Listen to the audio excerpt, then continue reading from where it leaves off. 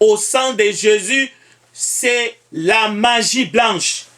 Et vous devez faire très attention. Ça, c'est la table qu'il faut éviter. Parce que nous verrons, bien-aimés, la Bible nous dit dans 1 Corinthiens chapitre 10, verset 14, « Fuyez, mes bien-aimés, l'idolâtrie. Je parle comme à des hommes intelligents. Jugez vous-même de ce que je dis. La coupe de bénédiction que nous bénissons, n'est-elle pas la communion au sang de Christ? Le pain que nous rompons, n'est-il pas la communion au corps de Christ? Puisqu'il y a un seul pain, nous qui sommes plusieurs, nous formons un seul corps. Car nous participons tous à un même pain. » Et le verset 20, j'ai dit que ce qu'on sacrifie, on les sacrifie à des démons et non à Dieu. Or, je ne veux pas que vous soyez en communion avec les démons.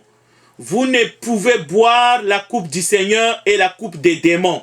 Verset 21, d'un Corinthiens chapitre 10.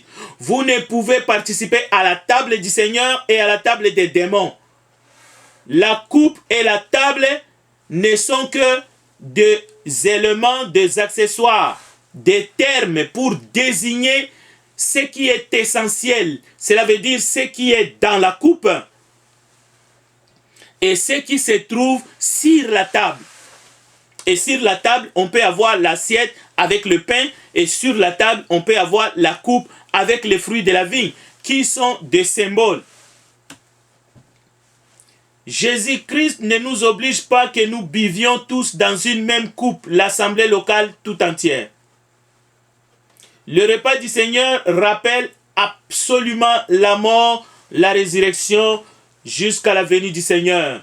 Donc, nous avons les thèmes de la communion spirituelle dans 1 Corinthiens chapitre 10, donc nous devons rester soudés à ces enseignements quant à la fréquence, mais aussi il faut prendre ces repas dignement. Nous ne devons pas faire comme les Corinthiens. Nous ne devons pas nous réunir. Nous ne devons pas transformer le lieu du culte en un bar-restaurant où les uns les autres arrivent.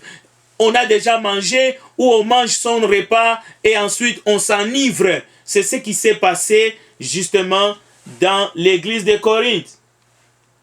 Il y a un seul corps, il y a un seul esprit. Comme aussi vous avez été appelés à une seule espérance par votre vocation. Il y a un seul Seigneur, une seule foi, un seul baptême, un seul Dieu et Père de tous qui est au-dessus de tous et parmi tous et en tous. Donc vous voyez l'unité, vous voyez la communion que nous avons ici. Il ne faut pas les réduire juste au pain.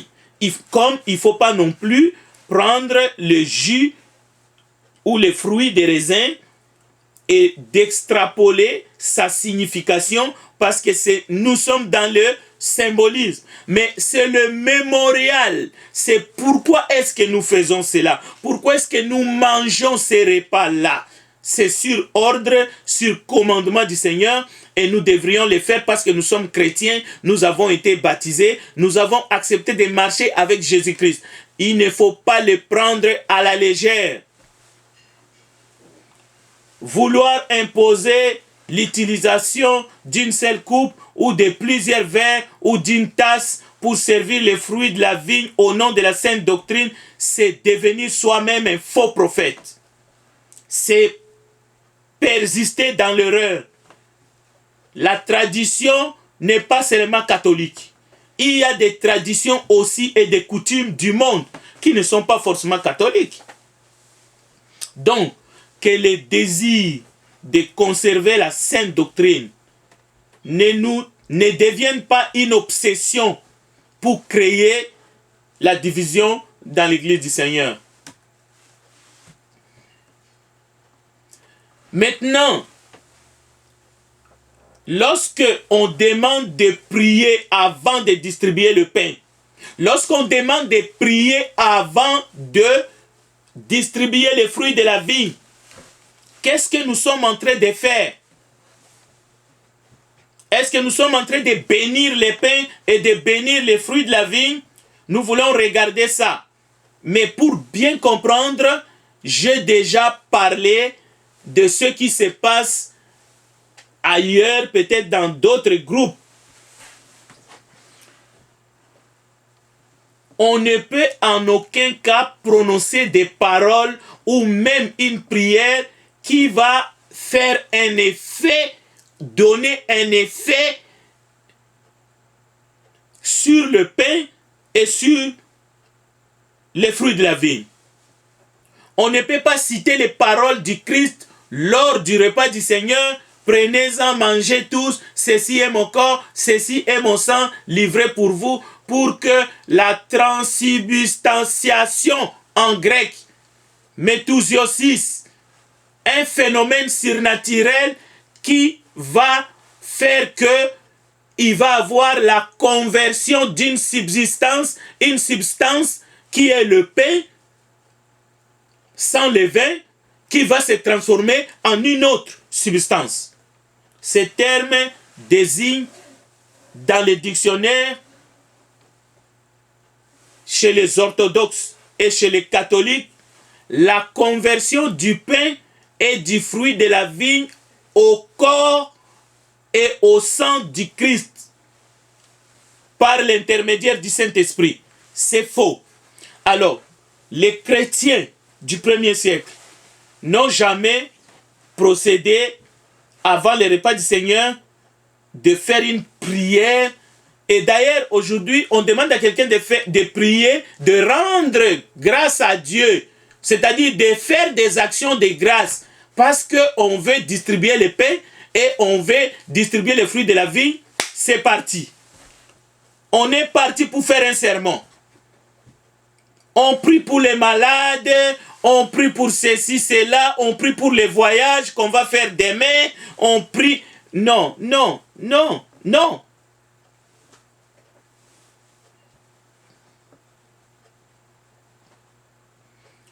Lorsque nous voulons prendre notre repas quotidien, nous remercions Dieu de nous avoir donné la nourriture quotidienne. Nous remercions Dieu de nous avoir aussi donné ceux-là qui ont travaillé dur pour apprêter cette nourriture, ou qui ont travaillé dur pour gagner à la sueur de leur front pour que nous puissions manger et être en santé. Mais nous remercions Dieu qui nous a donné la force, parce que sans lui, nous ne pouvons pas nous lever le matin pour aller au boulot. Ça s'arrête là. Vous ne pouvez pas prier pour que vos patates douces se transforment au riz. Vous ne pouvez pas prier parce que votre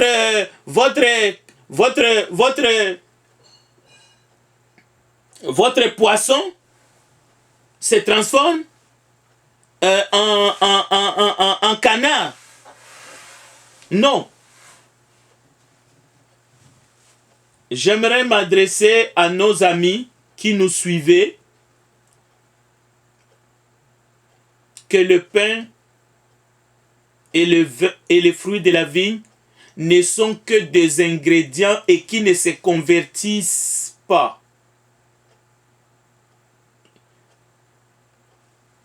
Si jamais vous faites face à un enseignement que le fruit de la vigne et le pain, après une prière, que ça soit d'un frère ou d'un prêtre, ou je ne sais pas moi de qui, d'un évêque, ces éléments-là se transforment, fuyez et ne revenez plus à cet endroit-là, parce que vous êtes en face des procédés mystiques et qui ne sont pas bibliques.